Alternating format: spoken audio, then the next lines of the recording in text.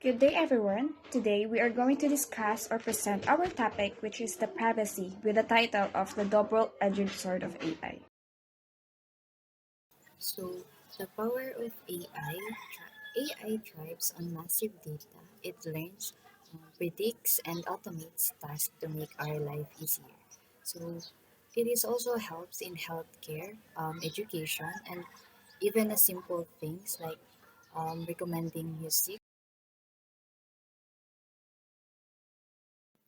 So, here's the problem or conflict about AI is the same data that makes AI smart is often our personal information.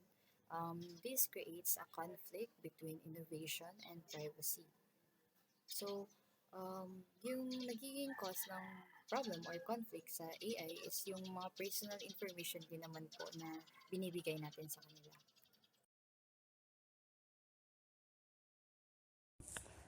Key privacy risks in AI.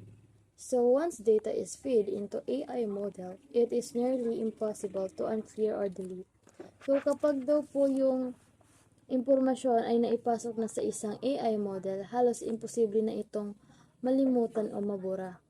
Permanenteng bahagi na ito ng natutunan ng system. So the second one is the data repurposing. So, personal information collected for one task might be used for something else without your consent. Ang mga personal na impormasyon na ibinigay mo para sa isang particular na gawain ay maaaring gamitin sa iba't ibang gawain or impormasyon nang walang pahintulot mo. So the third one is the de-anonymization. AI can cross-reference anonymous datasets, identify specific individuals.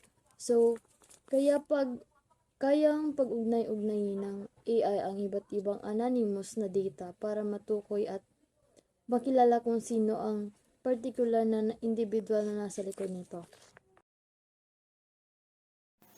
So, critical challenges that AI also faces po. Number one, lack of transparency. AI is like a black box. We don't know how it processes data. So, dito po sa lack of transparency, hindi natin alam kung ano yung mga, kung paano i-process ng AI yung mga information na binibigay natin sa kanila. So, sa number two po, informed consent. Terms and conditions are too complex for users to understand. Um, Dito po sa terms and condition na binibigay ng AI is di natin kaya hindi natin naiintindihan ang mga tao ang pinapayagan nilang pinapayagan nilang consent or terms and condition na binibigay ng AI. So sa number 2 po is security vulnerability. Hackers can attack AI system to steal sensitive information. So dito po pwede pong mapadali, madali pong ma-access ng hackers ang AI para nakawin yung mga sensitive na information about sa atin. The last one is the conclusion about privacy and AI. Conclusion: privacy is not dead, but it is changing. AI requires a new social contract between technology creator and user. Goal: a future where we enjoy AI benefits without sacrificing our personal autonomy.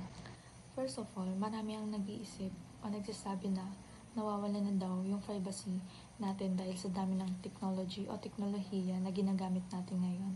Pero para sa akin, hindi ito totoo. Sabi nga dito, privacy is not dead, but it is changing. Ibig sabihin, hindi nawawala yung karapatan natin protektahan ang sarili nating impormasyon or personal details, pero iba na yung paraan kung paano natin ito pinoprotektahan at paano ito gumagana ngayon sa panahon ng AI. Kailangan daw tayo ng new social contract, parang bagong kasunduan o usapan sa pagitan ng mga gumagawa ng technology at tayong mga gumagamit. Kumbaga po sa mga companies or developers na gumagawa ng AI apps or system, dapat malinaw na kung paano ang pwede nilang gawin sa ating data paano nila ito proprotektahan, at ano naman ang responsibilidad natin bilang mga user. At ang pangunahing goal o layunin natin dito ay ang makamit natin ng isang kinabukasan kung saan masaya tayo sa mga benepisyo ng AI. Like, mas mabilis na serbisyo, mas personalized na mga gamit at mga madadling trabaho. Pero hindi natin kailangan ibigay o isakripisyo ang ating personal autonomy. Ibig sabihin, hindi dapat kontrolin ng technology o teknolohiya kung paano tayo mamumuhay, ano ang pipili natin o paano tayo kikilos. Dapat tayo pa rin ang nagdedesisyon para sa sarili natin. Kumbaga, sa madaling salita, pwede naman tayo makinabang sa AI basta't may tamang balanse at kasunduan para protektahan pa rin yung mga karapatan at kalayaan natin bilang mga tao.